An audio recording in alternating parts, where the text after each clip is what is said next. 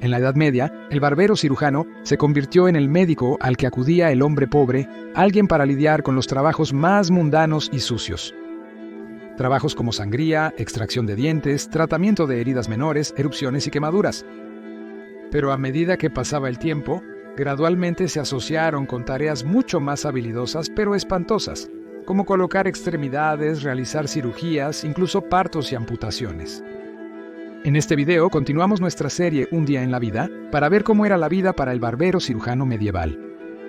El artista de Zúrich, Jost Mann, produjo una serie de grabados en madera que representaban a los medievales en su vida cotidiana. El poeta Hans Sachs escribió textos en rima para cada grabado en madera. Describió al barbero cirujano como, cito, «Me llaman de todas partes. Puedo hacer muchos ungüentos curativos.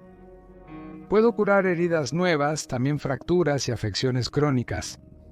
Sífilis, cataratas, gangrena, extraer dientes, afeitar, lavar y cortar el cabello. También me gusta sangrar». Estas eran las habilidades esperadas del barbero cirujano, quien desde el siglo XIII hasta el siglo XVI generalmente se referían solo como barberos. Sus servicios de curación eran todo lo que la población general podía permitirse. Estudiar en la universidad era extremadamente caro, por lo que una vez graduados los médicos cobraban honorarios inaccesibles para el ciudadano promedio. Era imposible que un médico pudiera subsistir en el campo. Aun en las ciudades había pocos doctores calificados. Para ellos, la cosmología era esencial en la salud de sus pacientes. Consultarían las estrellas y sus signos al determinar la mejor manera de manipular y equilibrar los 4 humores. En Europa, estaban obligados por ley a conocer la posición de la luna al hacer un diagnóstico. La teoría de los 4 humores, que eran sangre, bilis negra, bilis amarilla y flema, se remonta a Hipócrates, y para la Edad Media se consideraba la clave para un cuerpo y una mente saludables. Para el siglo XIV, el barbero cirujano se encargaba de la salud de los plebeyos, desde cortarles el pelo hasta sacarles los dientes e incluso realizar amputaciones. Frecuentemente carecían de formación formal. Para la Edad Media, la Iglesia controlaba todos los aspectos de la vida, incluyendo la medicina. Los barberos solían ser empleados por sacerdotes y monjes para tonsurar sus cabezas, que es la costumbre religiosa de afeitar la parte superior de la cabeza. Además, los barberos solían afeitar las cabezas de los pacientes en monasterios y hospitales. Esto se hacía antes de aplicar lavados o cataplasmas que podrían enfriar las fiebres o extraer malos humores. Gracias a su experiencia con tijeras y navajas, los barberos pronto comenzaron a asistir a los monjes en la realización de pequeños procedimientos. También ayudarían a realizar sangrías, hacer ungüentos para aplicar en heridas y llagas, antes de cubrir con vendajes y apósitos. A la Iglesia Católica le preocupaba tanto que los procedimientos quirúrgicos fueran realizados por clérigos que creó una serie de políticas para prevenirlo. Pero no fue hasta 1215, cuando el Papa Inocencio III emitió un documento que prohibía al clero llevar a cabo cualquier forma de tratamiento quirúrgico, que las cosas realmente comenzaron a cambiar. Así, la profesión que ahora asociamos con el cuidado personal se volvió una carrera mucho más notable. Los barberos cirujanos medievales, a menudo considerados carniceros glorificados por los médicos, realizaban regularmente los siguientes procedimientos. Debe recordarse que en la Edad Media no se entendían las causas de la infección bacteriana y no existía la anestesia, aunque el vino, la cerveza fuerte y las amapolas opioides podían ayudar a adormecer el dolor.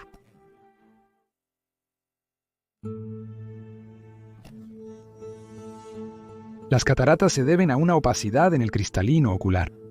Las proteínas se agrupan de tal manera que no puede entrar luz, lo que conduce a una pérdida de visión y eventual ceguera.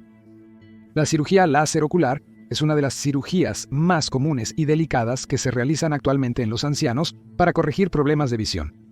El método más antiguo de extracción de cataratas se conocía como desplazamiento y se remonta al año 2000 a.C. Registros revelan que antiguos cirujanos japoneses usaban un cuchillo fino similar a una aguja y un tubo de oro llamado cánula. Se cortaría el lente y luego se succionaría el contenido de la catarata licuada del ojo. En la Europa medieval, los cirujanos barberos empleaban un método relativamente avanzado para tratar las cataratas, teniendo en cuenta los instrumentos de la época. Harían el desplazamiento cortando el lente y empujándolo más adentro del ojo. Esto implicaba que el paciente nunca podría enfocar de nuevo, pero la mayoría apenas veía de todos modos, así que incluso el mínimo de visión funcional era ventajoso.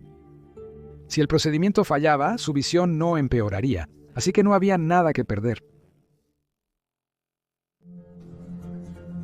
Reparación de hernia. Una hernia ocurre cuando un órgano interno irrumpe a través de la pared que lo rodea.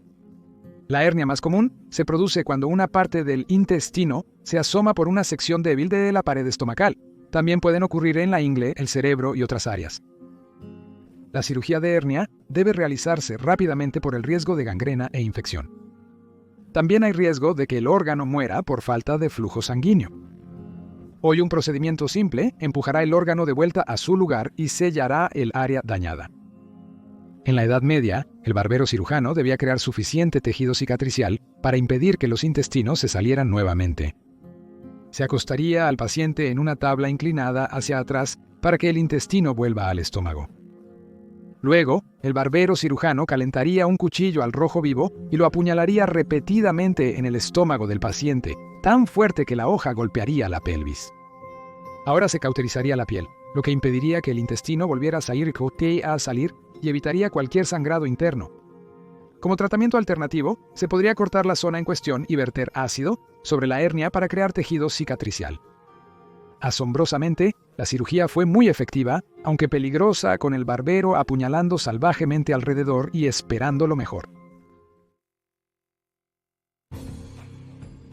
La cirugía en el campo de batalla medieval era extremadamente peligrosa. Las lesiones sufridas por los soldados muchas veces eran demasiado graves para que cualquier tratamiento pudiera marcar una diferencia. La mayoría de las lesiones en el campo de batalla fueron por impacto de caballo, instrumentos contundentes como mazas, puñaladas de lanzas, espadas, dagas y perforaciones de flechas de arcos largos y ballestas. Para este trabajo, el barbero cirujano llevaría su propio kit macabro para dar tratamiento inmediato. Sin anestesia, el dolor era insoportable por mucho tiempo, por lo que el soldado debía ser vendado rápidamente antes de que el cirujano atendiera a la siguiente víctima. Las amputaciones se realizaban usando un cortahuesos. Comúnmente, era un cuchillo curvo que podía cortar la piel en un movimiento circular debido a su forma. Esto facilitaba el acceso al hueso. Una vez que el hueso estaba expuesto, se podía usar una sierra para eliminar la extremidad dañada. El sangrado abundante se detuvo con un cauterizador.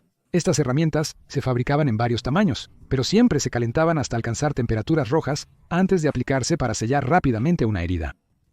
Así como esponjas empapadas en brea y trementina que se exprimirían en las heridas y a veces se encenderían para prevenir hemorragias. Las heridas de puñal en el estómago eran muy comunes y muchas veces los intestinos se saldrían de la víctima.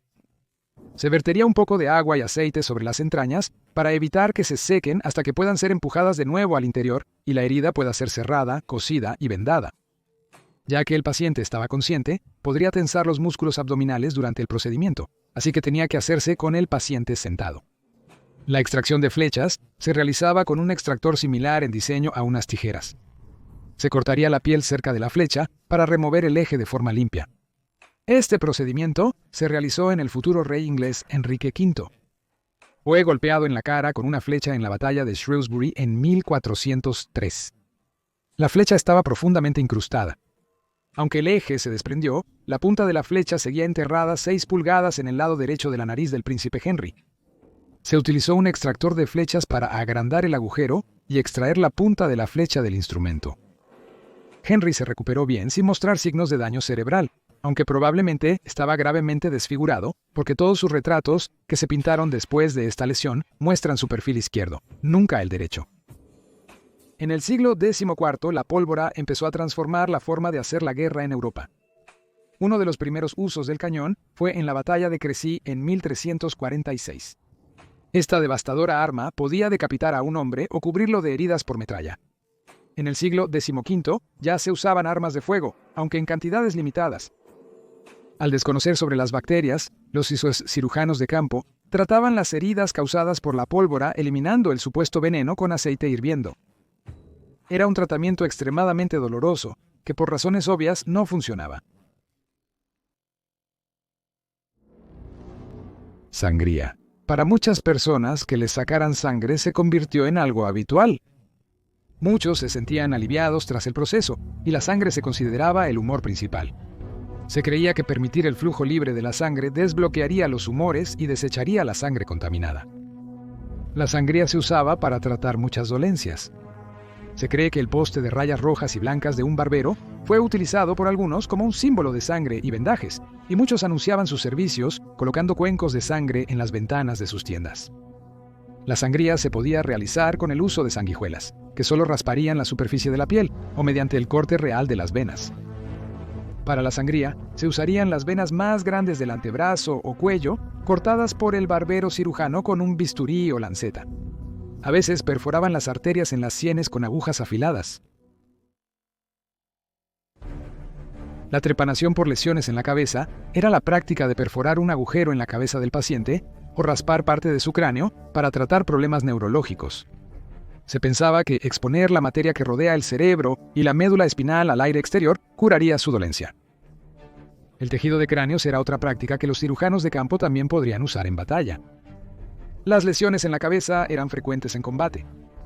La idea era juntar las dos piezas rotas y mantenerlas unidas firmemente hasta que el hueso se reparara y se regenerara por sí mismo. Además de cortar el cabello, los cirujanos barberos realizaban otros procedimientos cosméticos como limpiar oídos y hacia el final del período medieval, almidonar barbas. En la Edad Media, los consideraban sanadores y eran responsables de diversos procedimientos quirúrgicos.